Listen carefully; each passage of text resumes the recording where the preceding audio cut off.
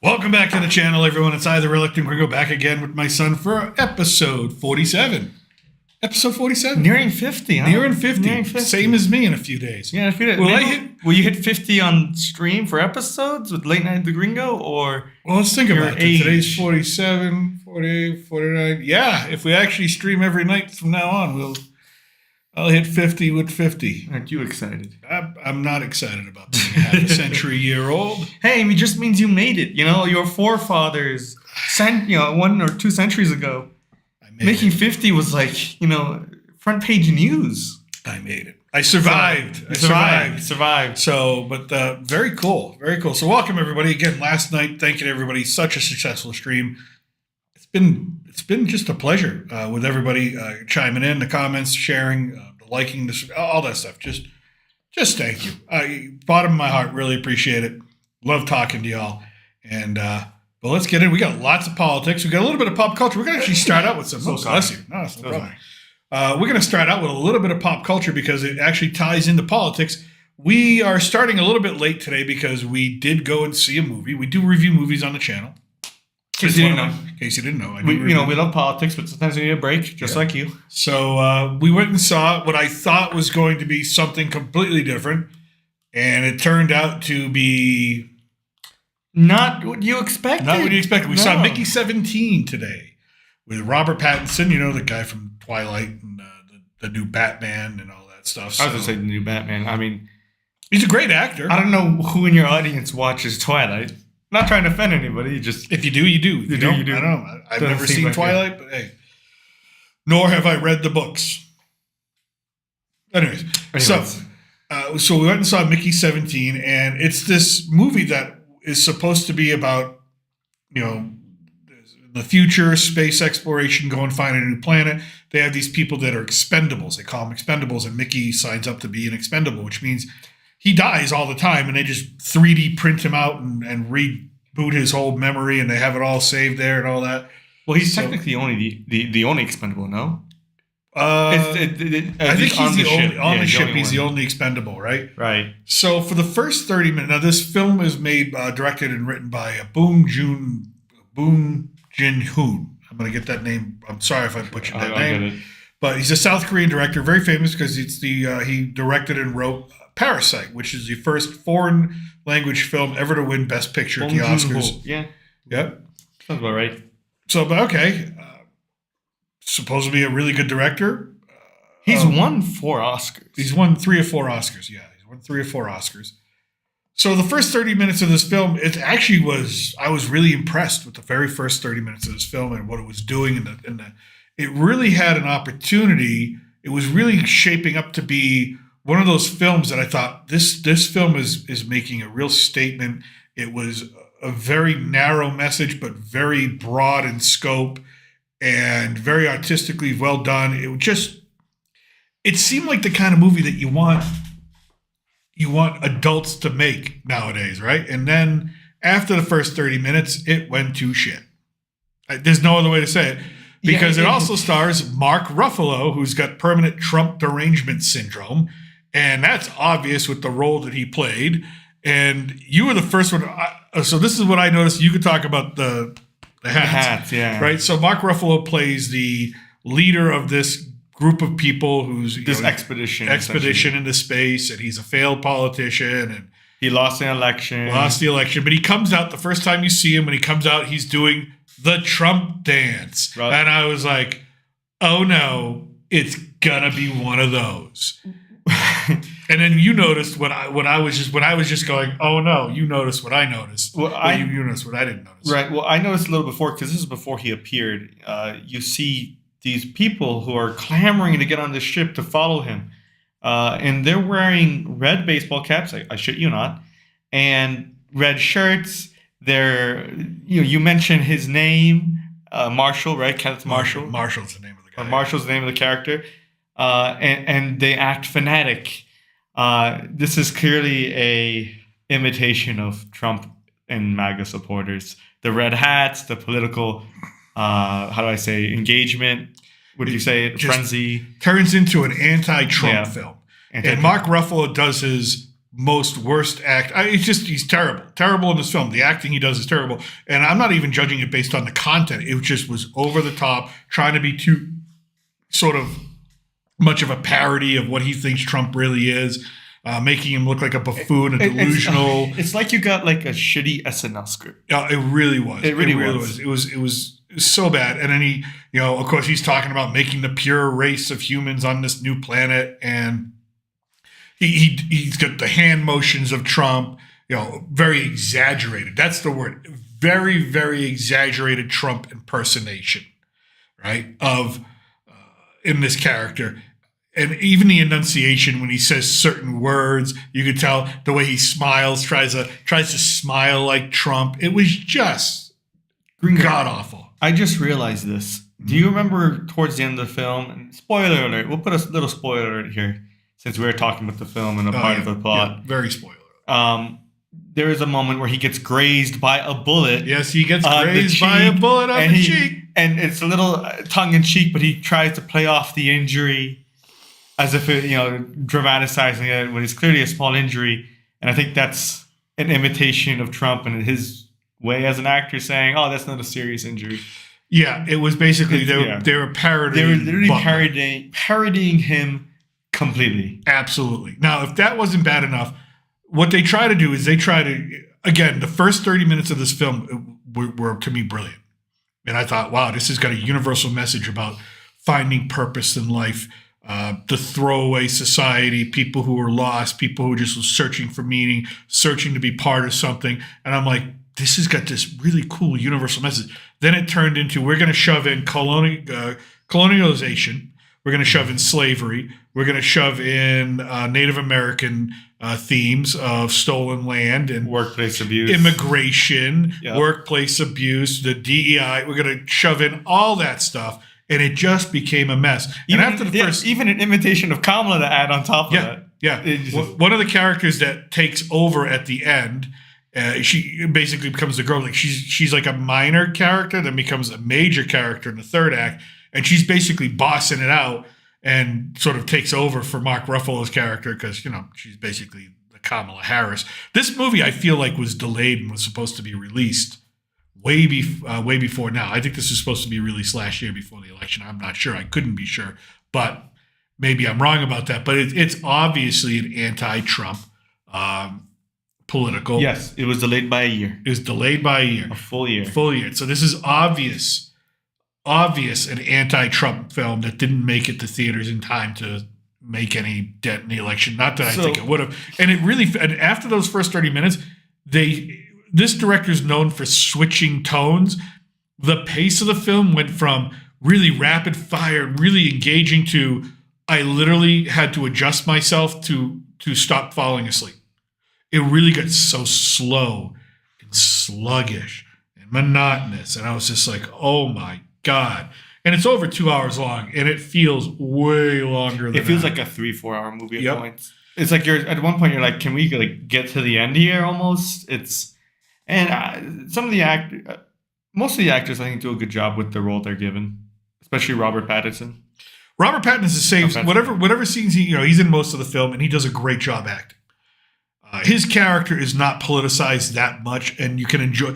I really enjoyed what he did with that character. If you're going to see the film, want to see the film, and you're wondering, did Robert Pattinson do a good job? He's an excellent actor, and what he did with that role was like, all right, I like what he's doing, what he's bringing to it. There's a lot of range. There's a lot of range. You enjoy his character for the most part, but the plot kind of, in no other words, screws him. Oh yeah, it really does screw his character. Yeah, it's just he's mired in a bunch of shit. Yep.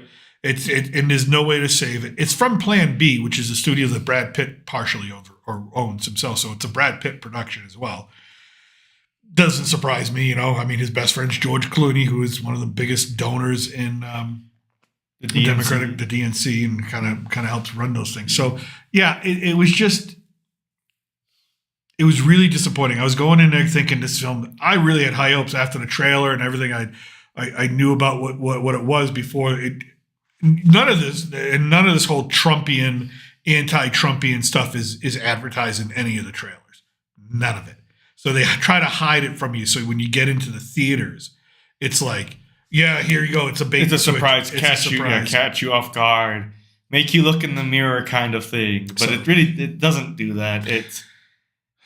They made the whole crew all fanatics, and then the Yeah. plot didn't make sense towards the end. You just get introduced to either some side characters don't really pay off. Yeah, things come out of nowhere. You're like, well, that never gets set up in the Yeah. first place. Like things happen in Act 3 that never get set up in Acts 1 and 2. Things happen in Act 2 that never get set up in Act 1. Things don't get paid off in Act 3 that get set up in Act 2 and 1. It's a mess of a film. I mean, a complete and utter mess of a narrative. Visually, awesome. Yeah, very good movie visually. If you're gonna go for Yeah. visuals and the effects for the most part. Visually awesome. Again, I was really enjoying the first 30 minutes, and then it really switched up and tried to take like a political undertone and social messaging kind of woke. I mean, it was just Yeah. brutal. Brutal. It just made me go, these people are nuts. I mean, to dedicate this kind of movie and this kind of budget to an anti-Trump message just really shows you how rent-free Donald Trump lives in these people's minds. It's crazy. But I think with that, I think we've talked enough about Mickey 17. Yeah, that's it. Okay. Well, but you'll put out a review tomorrow-ish, maybe tonight? Tomorrow. My review will come out tomorrow, so my official review. So, but yeah, that's where we were. That was fair to were. touch up on it, since it does have some political undertones. By some, I mean very obvious political undertones. Yeah. So. Oh, hey, here's something for you. Okay, I'm not sure we're gonna have to mute this, but this is a TikTok video. No, I think maybe. Yeah, go ahead and mute it. Well, you want to speak first? Oh yeah, it's a TikTok video from some of the Democratic congresswomen and senators that are fighting for your rights and all that and trying to do good work. But let's see what kind of work they're up to. Go ahead and mute this. Go ahead.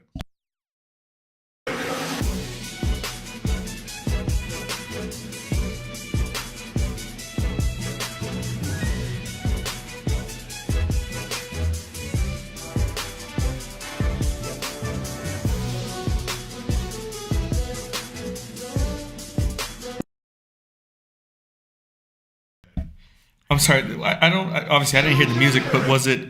It was Super Smash Brothers. No, it was Mortal Kombat kind of. Choose your fighter. Well, yeah. Well, they do that also in Super Smash Brothers. So I wonder what was the music. Yeah. So it's basically because it's appealing towards younger voters. I think it's. I just caught this. I wanted to see what you thought of this. This is what the Democrats are up to instead of doing work. Well, no, that is their work. They're trying to recover whatever voting base they have. They're desperate. They're like that person on the side of the street that holds that sign every week that just keeps on changing. Single mother without father changes to single mother without father, husband, and family. It just keeps getting worse and worse because they realize they're losing voters and their constituents are not happy with them.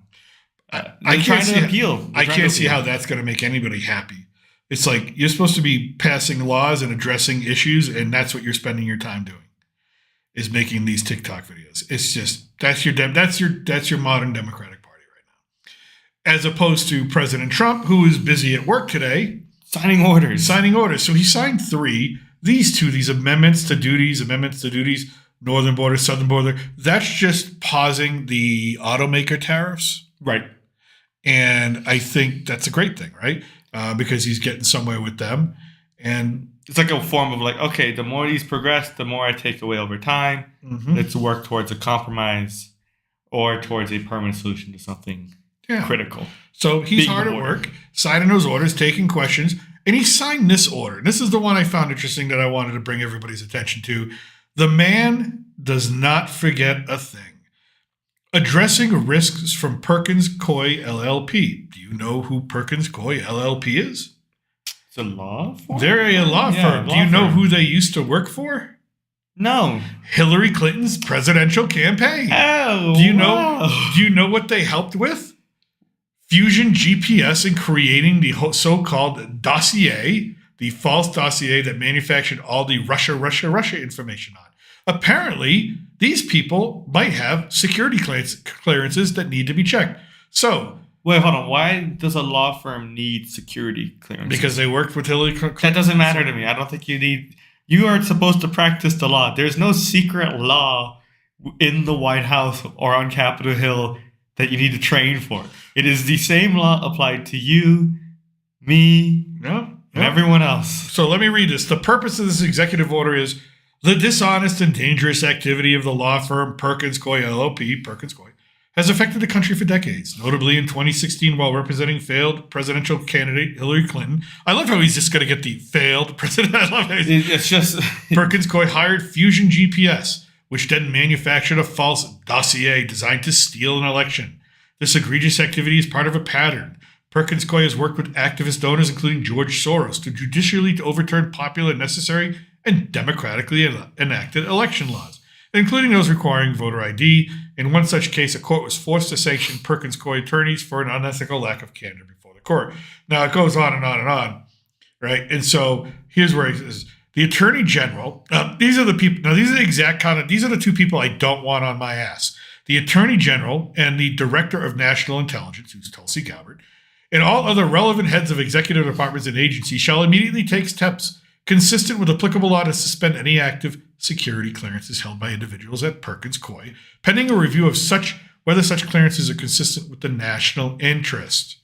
So, and then they're going after the contracts, the dollars. Right. Basically, they're just going after this law firm. Everything they have at their hands. So the man don't forget. Yep. He doesn't forget, and perhaps they're holding on to something. They are lawyers. Yeah. They might be holding on to some the very key information for future. You never know endeavors, you never know what they have. Yeah, if they've got a security clearance, who knows what they've got. So. Plus, was it lawyer confidentiality agreements and stuff like that? I'm sure they might be holding on to something through that. Mm-hmm. Documents they probably shouldn't have their hands on if they have those clearances. Yeah, totally agree. Emails. I mean, remember those emails, the leaked emails from Hillary? Maybe they have some of those on file on their servers, right, to hide. Who knows what they have? Who knows what they have? I'm speculating, of course. I'm not accusing them of anything yet, but it's the president is. Yeah, the president is. President is, but it's a little suspicious that they have what kind of security clearance, Gringo? It did not specify. It did not. It could be all sorts. It could be. Consider she was Secretary of State, right? Yeah. And she was running for president. Mm-hmm. I'm pretty sure it's a pretty damn good clearance. They had top clearance. Yeah, probably top clearance, if I'm not mistaken. Plus Bill Clinton. Yeah. Right? Clinton Foundation. That's they all connected. That's all connected. Plus, former presidents still get their security. That's what I mean. That's what I'm saying. Yeah. So they might have the highest security clearances that you could possibly receive or even attain. So we'll want to get rid of that. So we'll keep an eye on that story as that one goes, because that was just signed today. He signed 3 executive actions today. I'm sure they'll try to fight that in the courts. I'm sure they will, but good luck to them. All right. Here's one that made me smile. I'm tired of seeing all these protests on college campuses. I don't mind protests on college campuses. What I mind is... Gringo, so sorry. You missed another executive order. What was that? I believe it was passed not too long ago, but Trump made March Women's History Month. Oh, did he? I believe so. Yeah, there he is. Women's History Month. March 6th, yes, he did. Women's History Month. He's doing more for women than the Democrat Party ever has. Well, he also made Isn't that amazing? It's also Irish American Heritage Month. Oh, that's nice. That's cool. Do we have a tinge of Irish? No. Are you sure? I'm positive. You got some red hair in you. It's the Arab side. Are you sure? I'm sure. I'm sure. I'll check that test again. I took the Ancestry.com test. It changes over time and since they make it more specific, but we're off topic. That's it. But you see, yeah, I mean, clearly doing more for women than the Democrat Party ever has. Well, isn't that amazing? It's Women's History Month, so what are you going to do for your mom? Oh. No, I'm kidding. I'm kidding. Oh, Gringo, jack shit. No, I'm joking. I do enough, I think. Hopefully, she's listening. She's listening. I'm sure she's listening. You're not getting dinner tomorrow. Probably. So here's the one. Here's a story that made me smile. State Department revokes first visa of foreign student linked to Hamas supporting disruptions. Good. These college protests where you have students that are cheering for Hamas and terrorist groups. Sorry. All right. If you're an American citizen, free speech, get that. But if you're here on a visa and you're a foreign national, no, sorry. No, I don't need you cheering terrorist groups in my country. See ya. They want our country to disappear. Yeah. And you're not even loyal to our country because, yeah, you may be in the country with a visa, and I hope you are in the process of trying to stay here if you truly do want to become an American. Yep. But if you want that, you should not be siding with the side that wants to chant death to America. Well, here's a little bit of advice for you immigrants. So the State Department has revoked the visa of a student who participated in protesting in favor of Hamas, a move in line with President Donald Trump's call for canceling visas of students involved in the anti-Israel demonstrations on college campuses. The State Department confirmed the matter with Fox News without identifying the student or what university they attended due to legal constraints. Quote, yesterday evening, we revoked the first visa of an alien who was previously cited for criminal behavior in connection with Hamas supporting disruptions, the State Department said. Quote, this individual was a university student. ICE will proceed with removing this person from the country. Bye-bye. Bye-bye. It shouldn't even be anti-Israeli. That should be like the qualification. It should just be anti-American. Am I wrong? I think they're focusing on this because I know they're focusing on that because of the current conflicts on anti-American. That's too broad of a thing. So I think not anti-American in the sense of like, okay, if you're showing active support for a group that wants the destruction of the society you have chosen to come visit, learn in, and live in, and that includes the people you meet and the people you claim as friends, I don't think you should be supporting that side. And if you really agree with them, you better have some really good reasons. Good. And like I said, it's too broad, sure, but narrow it down. Here's what else this is what Trump said. To all the resident aliens who joined in the pro-jihadist protests, I love his choice of words, we put you on notice. Come 2025, we will find you and we will deport you. Trump is quoted in a fact sheet issued by the White House. Quote, I will also quickly cancel the student visas of all Hamas sympathizers on college campuses, which have been infested with radicalism like never before. Oh, that's awesome. He goes on, the Biden administration turned a blind eye to this coordinated assault on public order. It simply refused to protect the civil rights of Jewish Americans, especially students. And that's true. There were Jewish students and Jewish, there was anti-Semitism against these Jewish students, and they felt unsafe, and they were blocked from going to class. And I don't blame them. They have a group of people who they claim to be colleagues, or what would you call them this part? Fellow students? Peers. That's the word, peers. They're peers who claim to be friendly and friends with them, chanting for the destruction of their homeland, their people. I mean, that's pretty bad. I'm sure most of them don't agree with that, but just siding with that group means you agree with that. Sorry, you can't remove a group from its beliefs because it's convenient. That's not how it works. So here's my question. Okay, because Secretary of State Marco Rubio is launching an AI-fueled, quote, catch and revoke effort to cancel the visas of foreign students who appear to support designated terror groups. What does that mean, AI-fueled? Like, what are we... Are talking like facial recognition? I think that's what it might mean, but I mean, that's why they're all wearing masks, right? Quote, this is what he said. Those who support designated terrorist organizations, including Hamas, threaten our national security. The United States has zero tolerance for foreign visitors who support terrorists. Violators of U.S. law, including international students, face visa denial or revocation and deportation. See, that's what I meant by anti-American. He's got it written right there perfectly. Do not support a designated terrorist organization. Yeah. Because we've designated them a terrorist organization for a reason.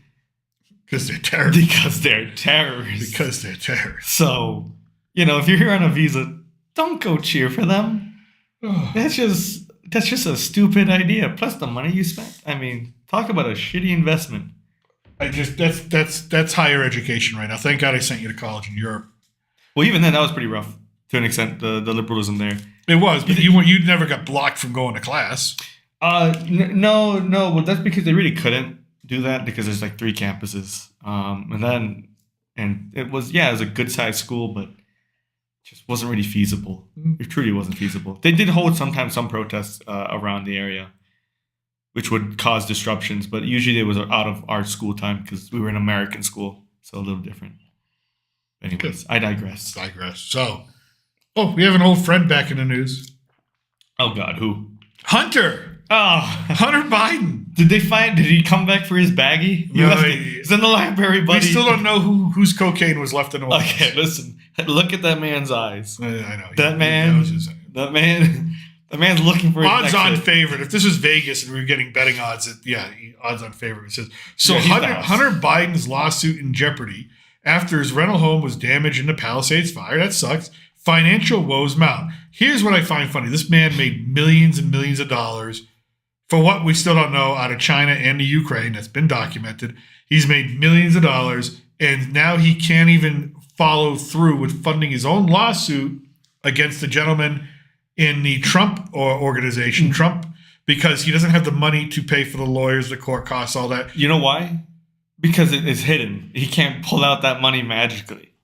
He probably does have the money. It's probably in offshore accounts that he can't go and access because then they'll be seized, and then it'll just be a huge paper trail. So he's stuck in a hard position because I'm sure he had a good chunk of that cash, maybe not a good, maybe a decent chunk, I'll say, in his home as cash, untraceable at that point because it's hard cash. It's not digital.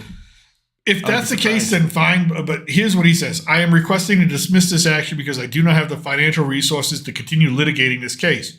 Isn't your dad like a multimillionaire? Yeah, why don't you just ask your father? Right. And then he says his income has declined significantly since the lawsuit was filed. His rental home was also damaged in the Palisades fire in January, which I'm sure his home will be he'll get his check right away. I'm sure. No one else will, but he will. Which further exacerbated his money challenges, he wrote. An attorney representing, we're not going to talk about the other guy. Here we go. This is what we want to talk about. Biden's income had primarily come from sales of his artwork and his memoir, Beautiful Things, according to his declaration. In the few years, yeah, he wrote a memoir. Yeah. About what? Being high? Yeah, his life as a Biden. Yeah. Few years before December 2023, Biden said he sold 27 pieces of art at an average price of $54,481.48. But since then, since his daddy ain't president no more, since then he's sold only one piece for $36,000. His book sales have also declined, the document said. Given this is what he thought of himself. Given the positive feedback and reviews of my artwork and my memoir, I was expecting to obtain paid speaking engagements and paid appearances, but that has not happened. He added that he's grappling with significant debt, which has been reported in the press as several $1 million. Well, he also didn't pay his effing taxes, so I don't really freaking care. You did this to yourself. Did we have to pull out the laptop again? I mean, we can go through this.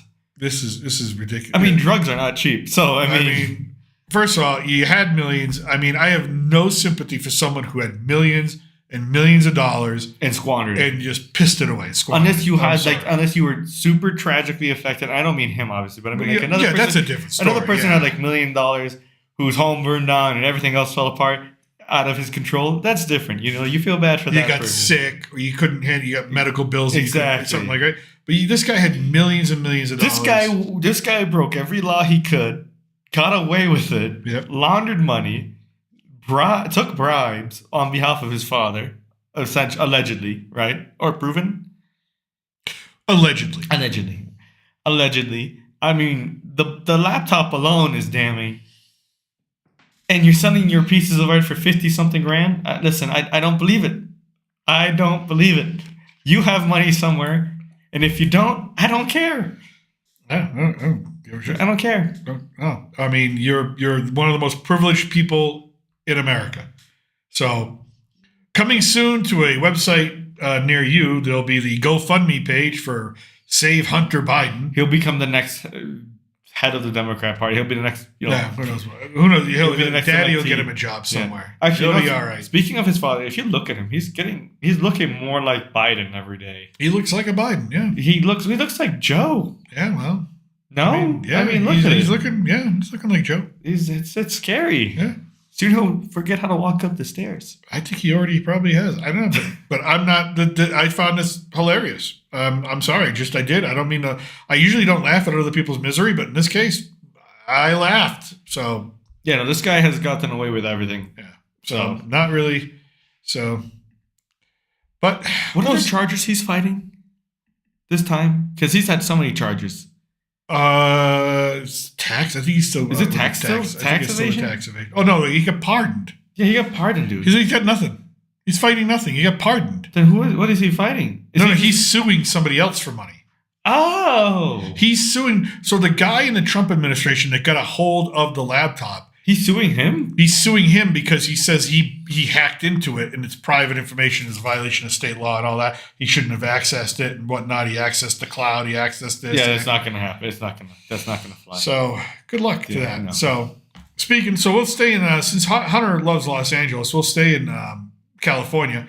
Our friend Gavin Newsom, our favorite governor, Your favorite governor. Your favorite governor, please. Yours, please. Don't lock me in. shocks. Gavin Newsom shocks the LGBTQ allies with criticism of transgender athletes. All 10,000 of them.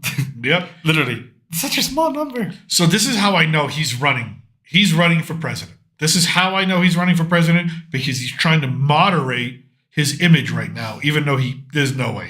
After the fires, yeah, he killed it. He killed his campaign right there. He's an egomaniac. He's a narcissist. He doesn't see that. He just sees that he can win. He wants to be president. Governor Gavin Newsom called it deeply unfair for transgender athletes to participate in girls' sports today. A notable change in his position that thrust the Democratic governor into the center of a national maelstrom. Pause. Notably different? Starkly different. Notably means like, oh, it's like a subtle... He tried to do it subtly, but it's clear change. This is like a complete 180 degrees. You're trying to get with a different program to make yourself more appealing to the rest of the country, because I'm sure he polls great on the West Coast.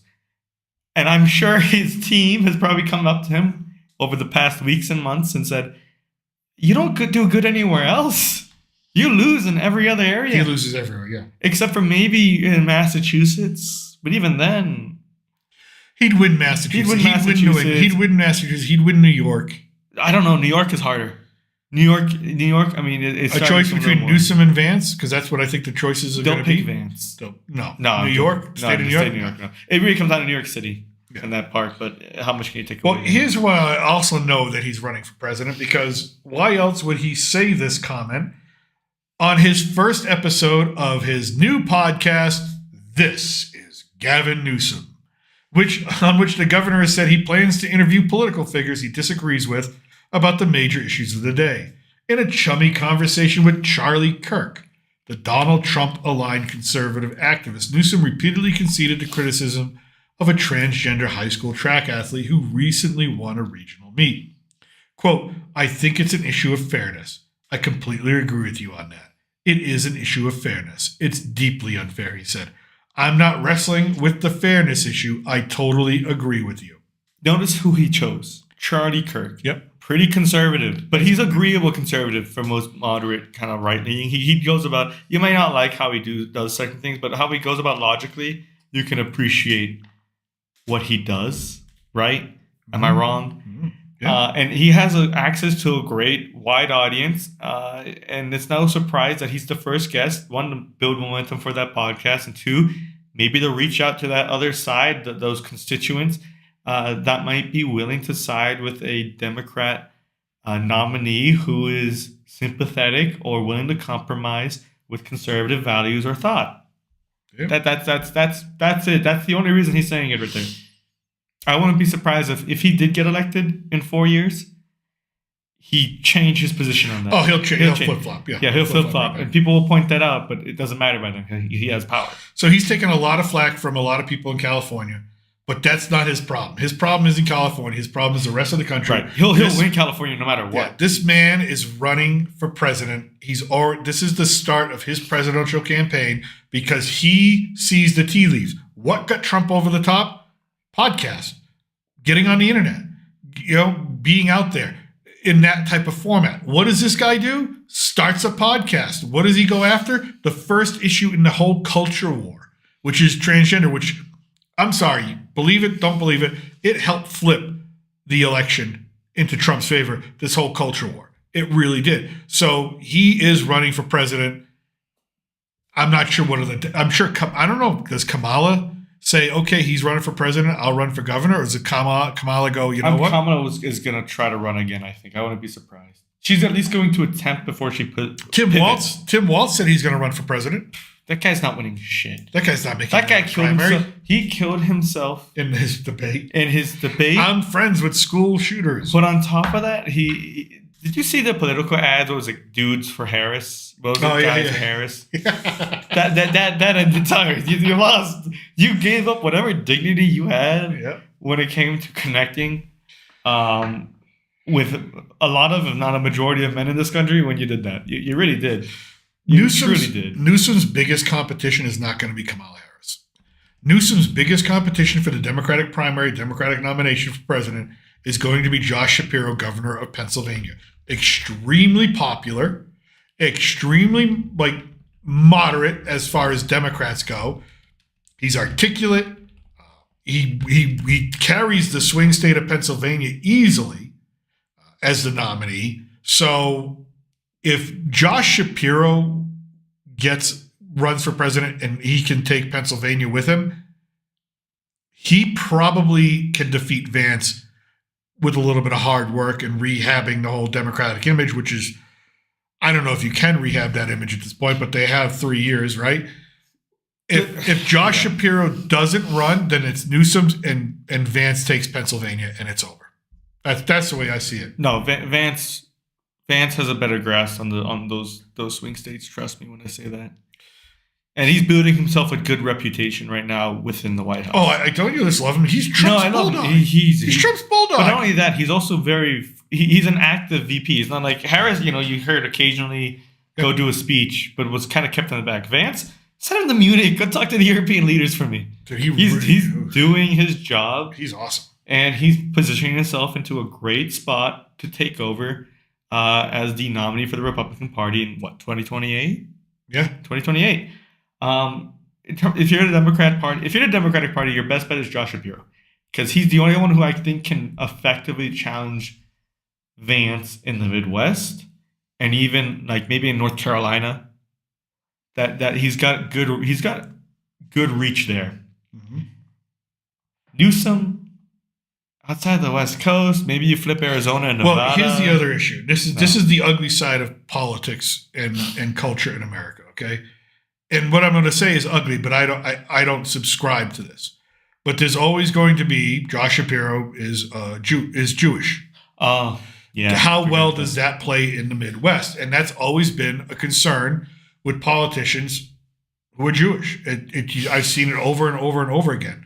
Do I care that he's Jewish? No, I don't give a shit. Well, I mean, you're not winning the South, probably. That's the Bible Belt. Sorry, I said North Carolina. That's out of your reach. Sorry, it's don't know. I don't know. That they said Barack Obama couldn't win, but he won. That I never really bought into. People were always bringing up the history of the United States. We never had that. I was like, it was a different time. It was very much believable. So there's a lot in play, but I think those are the two heavyweights in the Democratic Party that are going to go for the nomination. It's going to be Newsom and Shapiro. I don't see anybody else coming out of the gate to do anything. I mean, maybe dark horse Cuomo comes out of his retirement, even though God, no. That's not flying. Sorry. Maybe. How does he get out of that corner? People are going to put him in? He's going to be New York mayor. He's going to run for mayor. He's going to run for mayor. He might win. Yeah, he'll probably win New York mayor, but he's not going to. He doesn't poll, I think, as well as you think he does across the country. Especially because if you start digging out, the past, does not poll well.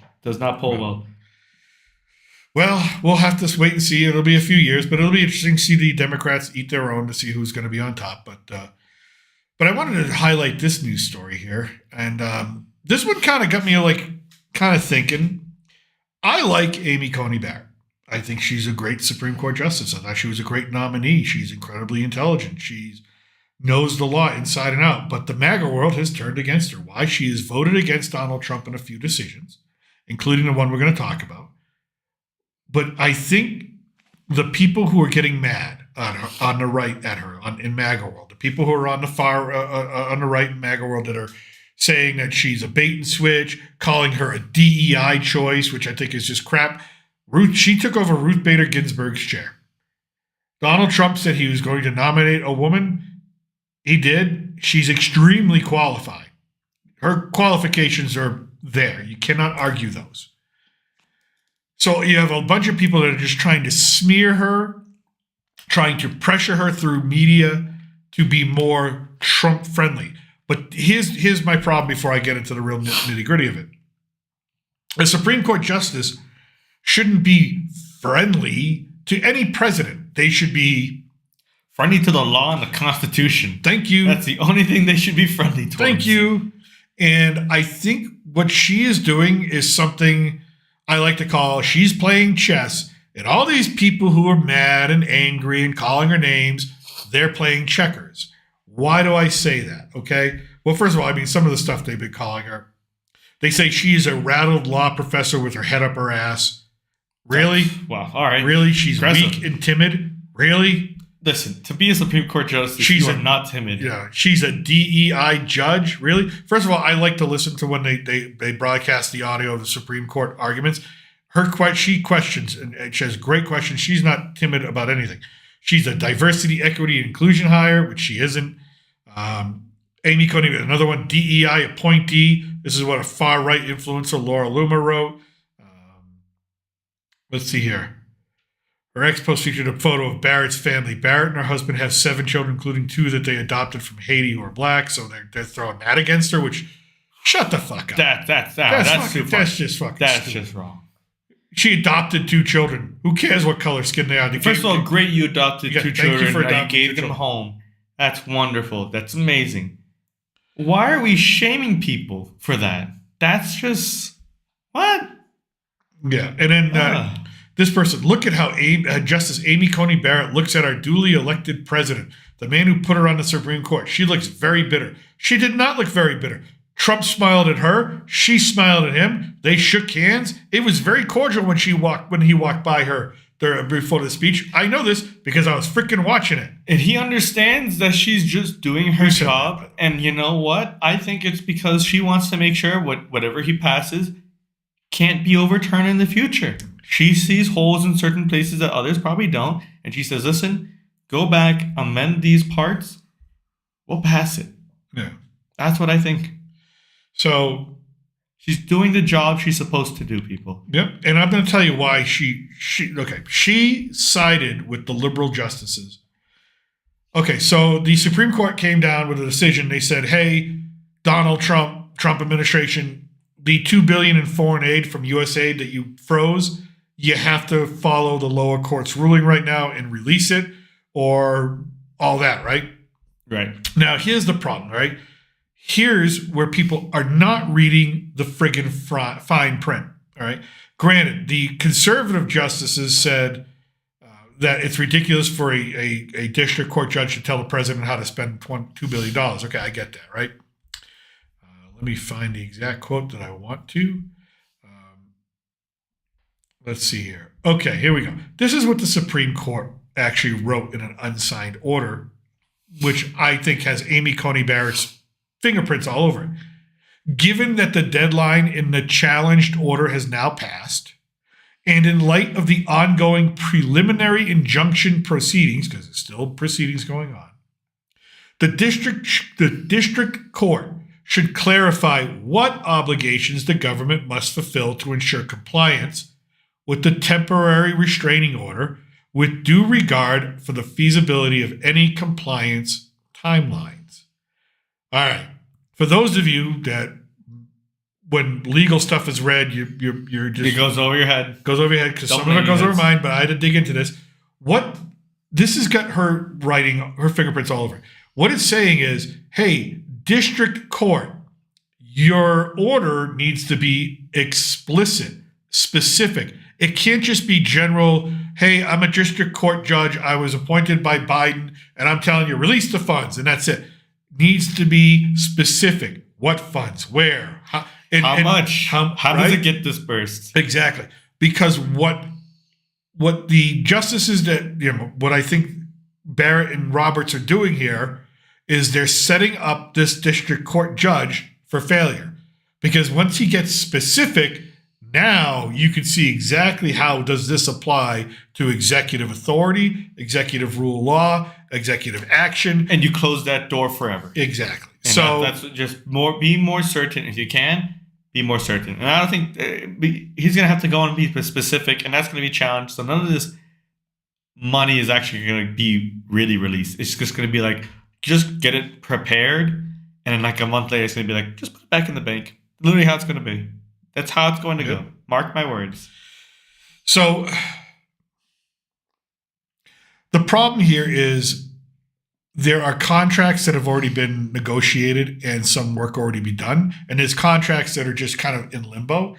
And what Trump wants to do is cancel all the in limbo contracts. He'll pay the people who've already done work, right? That's just but that's the thing. the administration is saying, listen, we have to go through all this stuff because some of this stuff has happened, some of it hasn't, and it's a big mess. So I think what Amy Coney Barrett and Justice Roberts did, and there they are during the speech, did was very smart. They're sending it back to the lower court to say, hey, you need to be a lot more specific, and hey, this is not joking around time. You need to tell us exactly what's going on here. They're not going to make a ruling on anything until they're sure of what they're ruling on. And because it's so generic, it's like $2 billion. I'm like, that's a lot of money. Yeah. So I think everybody who's given her a lot of grief needs to just back the F off because her fidelity should not be to a president. Like you said, it should be to the Constitution and interpreting the Constitution the way it should be, which is as it's written. Right. Now, with that, I mean, something else to add is I think it also gives time for the Trump administration and his team to actually go through the $2 billion that is frozen right now and figure out what is it that they do want to pay or should pay and what contracts they should cancel. Because once they really know they're going to cancel and what's going to be paid, they're in a better spot because they can argue and defend all they want. And they've got the court behind them because now they've already done due diligence in checking that spending. Yeah, I totally agree. So everybody back off Amy Coney Barrett. She's going to be fine. So are we going to Al? Are we going to Al? I see Green here in a moment. Yeah, we're going to talk about Al Green. Not the singer, but the maniac. All right, I guess, yes, we're going to go to Al. Let's go to Al. Hold on one second. Let me find Al. Oh, wrong one. That's our live stream feed. I'm really good at computers. I can tell. All right, here he is.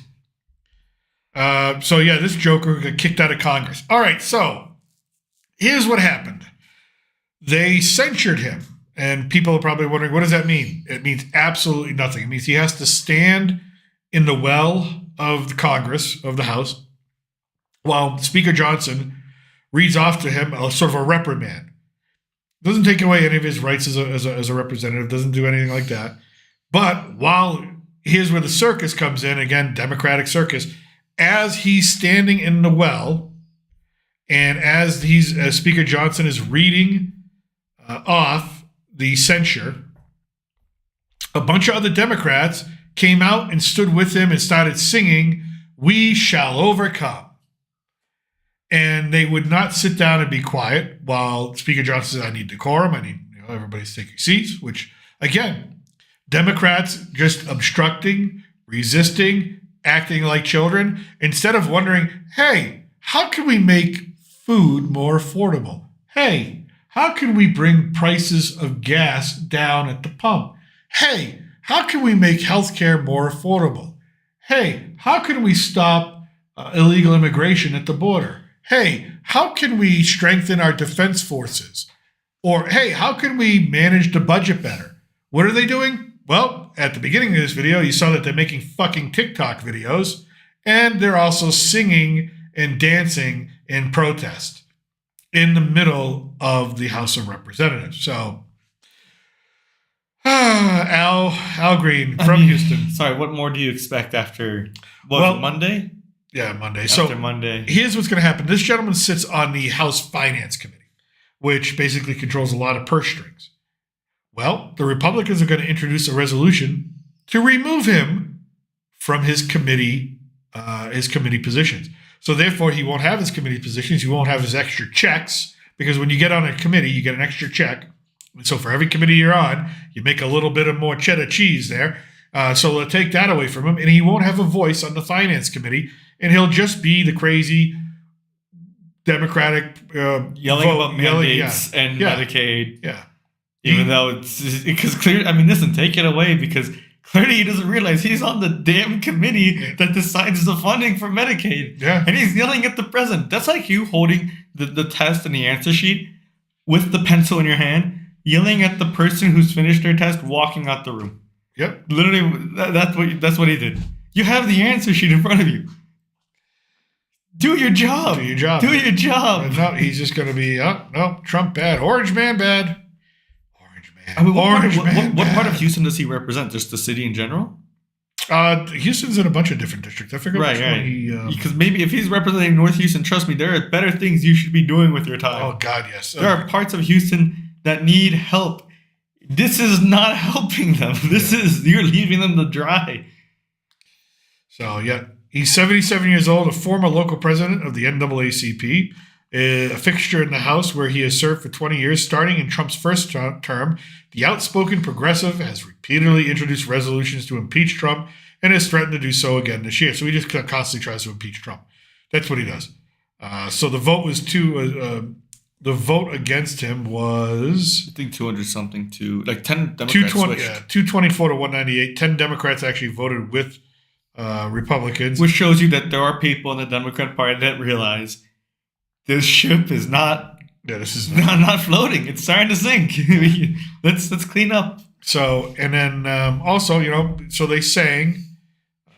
He rose from his seat towards the front of the chamber, Tuesday, shook his no mandate. Okay, we all get that. We all get that.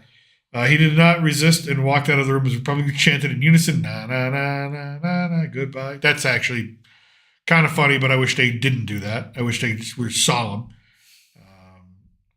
Green says he's not angry with the speaker. He's not angry with the officers. I'm not upset with the members who are going to bring the motions or resolutions. He says, I will suffer the consequences. Well, at least there are no consequences, really, until we remove him. Yeah, I mean. Until he loses his thing. So, well, he says it now that once he's in those hearings, he's probably going to start fighting. And he'd be like, I do blame you. You've been bought. He's going to just start shouting. It's just, he'll be like, you have no mandate. You have no mandate. No one here has a mandate. Yeah. That's Al Green for you in a nutshell right now. Oh, it's so bad. So let's see here. Green is the 28th member of the House to be censured. The last House member to be censured was another progressive Black Caucus member, then Representative Jamal Bowman. Oh, I remember this guy. He was censured for pulling the fire alarm in the Capitol office building when there was no fire or other emergency. Bowman was ousted last year. You know why he did that? So they wouldn't vote on oh my God, I remember. To stop a vote. I mean, it was ridiculous. They have it on camera and everything. A month earlier, Representative Rashida Tlaib, insane Democrat from Michigan, the first Palestinian-American woman elected to Congress, was censured for comments she made about the October 7th Hamas terror attack on Israel. Basically, she supported it. It wasn't that she made some comments. She basically supported it. And then I think this went away. And the last Republican censured was in 2021. Now, this guy's a fool. Arizona Republican Representative Paul Gosar, after he posted an animated video that depicted him killing Representative AOC, Democrat from New York, and attacking President Joe Biden. Okay, that's just wild. I'm sorry, that is wild. I think you should be arrested. Yeah, for that, personally. That seems like a threat. No. Hey, like I said, the Republican Party is political commentary. I guess protects you. No, it shouldn't. Quote unquote. No, it shouldn't. It shouldn't protect you when it comes to that. That guy's a lunatic. That's a madman. That's just lunatic. Okay, all right, boom. Hey, you want to work at the CIA? I thought about it, but they really want master's students, surprisingly. No, they don't, because they didn't even write me back when I applied. But apparently... Well, you're white, Gringo, so... I know. You don't fit those DEI requirements. Because, when it comes to espionage, we need diversity. Yeah. The Central Intelligence Agency fired a slew of recent hires this week. 3 people familiar with the matter said. It goes on. It's part of DOGE. The recent CIA hires, known as probationary employees, worked across a number of different portfolios and were fired because of performance issues. They sucked at their job, a person familiar with the matter said, but declined to say anything more than that.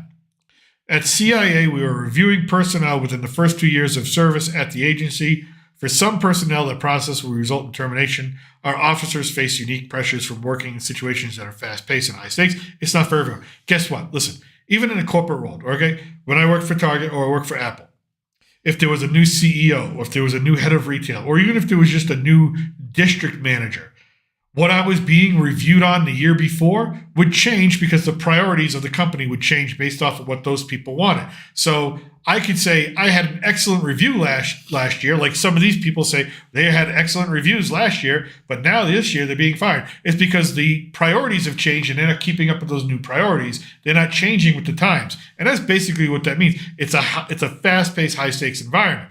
It's not for everyone.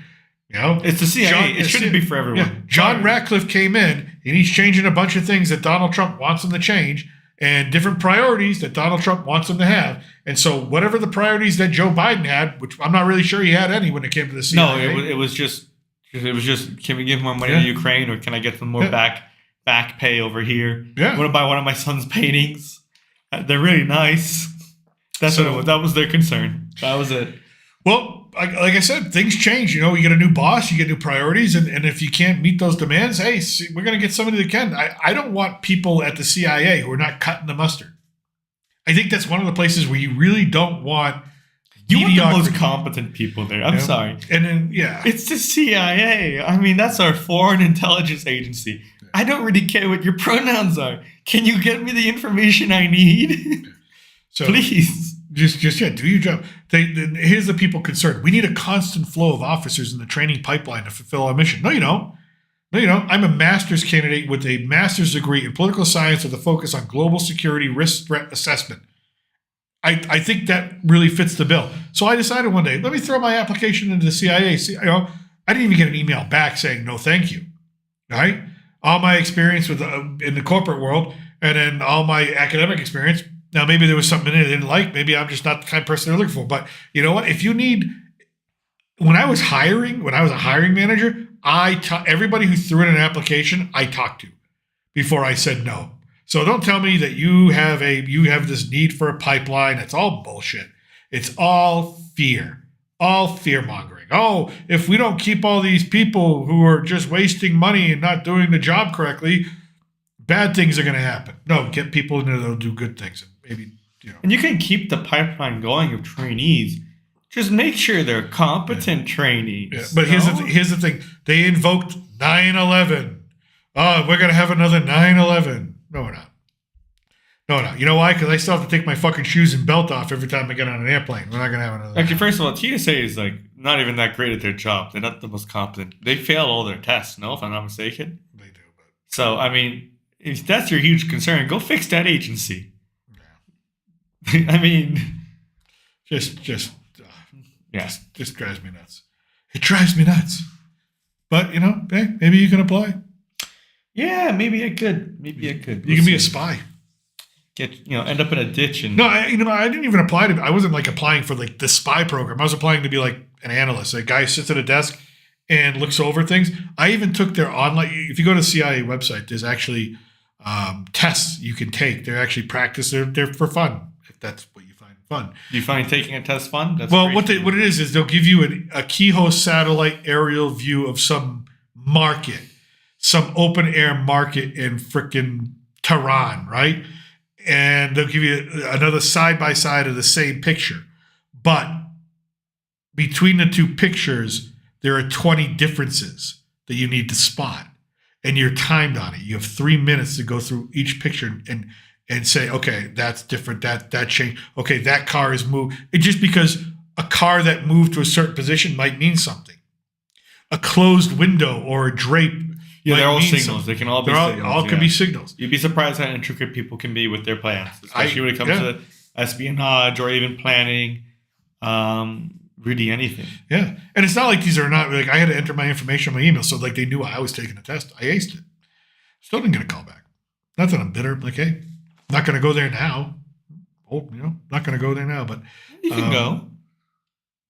I don't know what you do. Like I said, I was just applying because they had open positions for analysts, which is basically someone who looks at data and says something's wrong or we're okay or hey, we need to keep or just write reports or things like that, which I'm sure I could have handled. But anyways, either way, what a day! What a day! All right, I was excited for that movie. I was excited for that movie. Then it turned into really bullshit. God damn it! Nosedive. Hey, don't worry. In a couple of weeks, I'm going to take you to Snow White. Are you going to apologize to me? I mean, Jesus. I mean, are you trying to? You're going to friggin' watch it. You're going to friggin' like it. You're going to love it. Love it. You took me to Captain America, which wasn't great. You took me to this, which I had hope for, wasn't great. And now you're going to take me to the movie, which is clearly not great, and I have no hope for. Nightmare. But I have to see it anyways. You're going to see it. You're going to like it. You're going to love it. You're going to be singing along. Hi ho. Don't be surprised if halfway through I just throw on my headphones and play music and close my eyes, okay, Gringo? No. Don't be surprised. No. I will put on my headphones and I will zone out. I will cover you in popcorn. My popcorn bucket will be over your head. I'll bring a jacket to cover my head so I can watch YouTube instead. I'll do it. I'm just saying.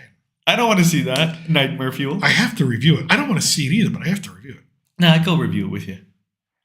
I go tell you what you should know right now. It's going to be terrible. It's going to be terrible.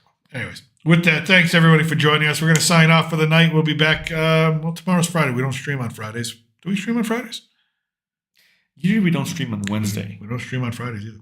So we'll be back Saturday. We'll be back Saturday night. So thank you for everybody joining us. I am still your reluctant Gringo from somewhere south of the border. Salud. Adios.